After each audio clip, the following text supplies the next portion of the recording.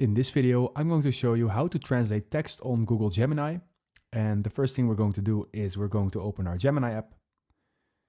And from here, we're going to click on the bottom Ask Gemini section. We click on this. And right now we're going to type translate the following into Spanish.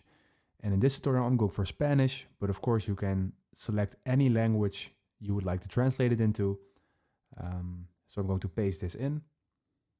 And when you're ready, you're basically going to click on send. Now we wait a little bit. And as you can see, it is providing the Spanish translation of the text. And it is also giving some additional notes about the translation.